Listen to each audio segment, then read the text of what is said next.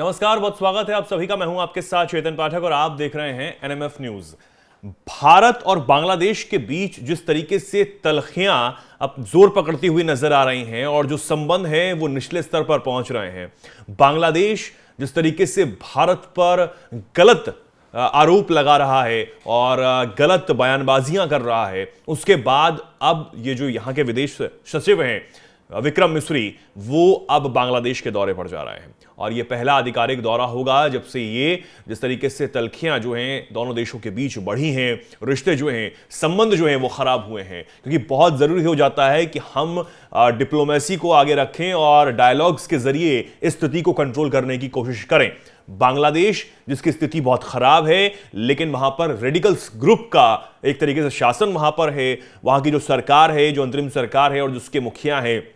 मोहम्मद यूनिस, वो सिर्फ और सिर्फ पपेट हैं उन कट्टरपंथियों के जो वहां पर काम कर रहे हैं और कट्टरपंथियों के इशारे पर वहां पर सरकार चल रही है जो कि भारत को आंख दिखा रही है, इसमें कोई शक नहीं है। अब लेकिन इस दौरे से पहले बांग्लादेश की अकल एक तरीके से ठिकाने आई और सुर जो हैं वो नरम पड़ते हुए नजर आ रहे हैं। वो सुर जो गलत तरीके से बयानबाजी भारत के खिलाफ करते आए हैं, अब उनके सुर बदले हैं और कहा यह जा रहा है उनकी तरफ से कि दोनों देशों के बीच जो गतिरोध है उसको दूर करने में हम जल्द ही सफल रहेंगे। दरअसल बांग्लादेश के विदेश विभाग के प्रवक्ता जो हैं मोहम्मद रफीकुल आलम ने यह बात कही है कि गतिरोध जो है हम दूर करने में सफल रहेंगे। ये एक बहुत बड़ा बयान सामने आया क्योंकि पिछले कुछ महीनों में जब से भारत और बांग्लादेश के बीच संबंधों में गतिरोध बढ़ा है, उसके बाद ये पहला मौका है जब भारत से कोई जो बड़ा अधिकारी है वो बांग्लादेश के दौरे पर जा रहा है, उनकी वहां की यात्रा पर जा रहा है। और इसी के साथ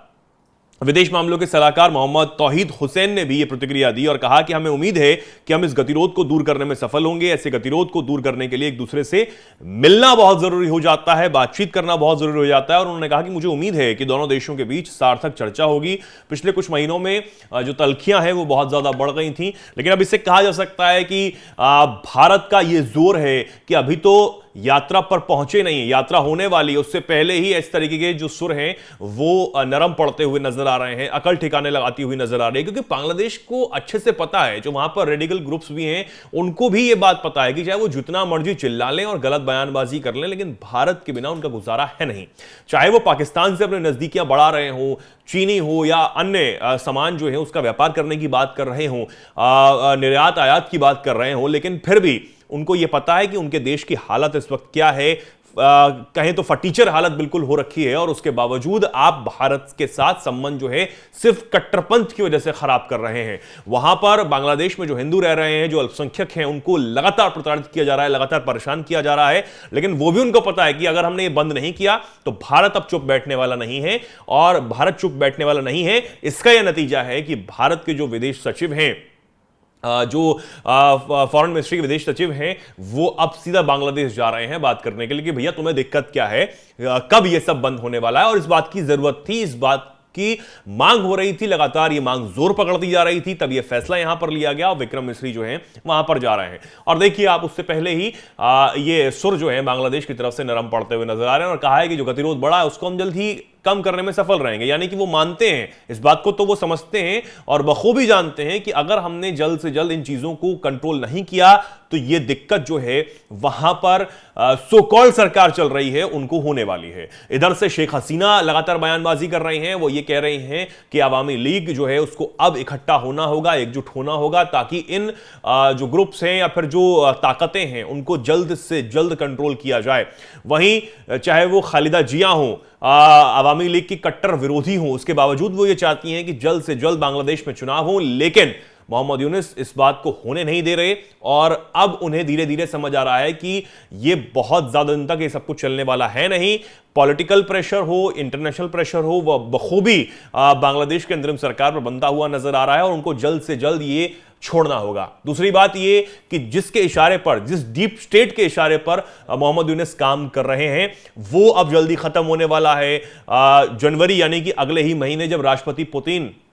राष्ट्रपति पद की शपथ लेंगे तो उन्होंने साफ तौर पर कहा है कि मैं इसे कतई बर्दाश्त नहीं करूंगा कि डीप स्टेट काम करे या फिर एक ही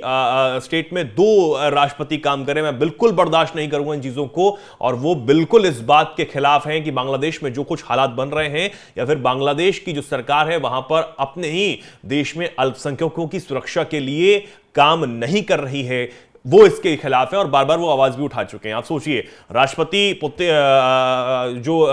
क्या कहते हैं ट्रंप हैं, वो इस बात की आवाज उठा रहे हैं, इधर भारत लगातार इस बात को कह रहा है, शेख हसीना कह रही हैं, तो लगातार जो दबाव है वो चारों तरफ से बढ़ रहा है। और इस बात को अब अंतरिम सरकार जो है बांग्लादेश की वो समझ रही है कि हम ज्यादा दिन तक चलने वाले हैं नहीं, इसलिए आप जल्दी शांत हो जाएं और हम कंट्रोल कर लें इस कट्टरपंथी ताकतों को, वो ज्यादा अच्छा होगा। फिलहाल के लिए इतना ही। आप इस पर क्या कुछ कहेंगे कमेंट सेक्शन में आप जरूर बताएं और देखते रहें एनएमएफ न्यूज।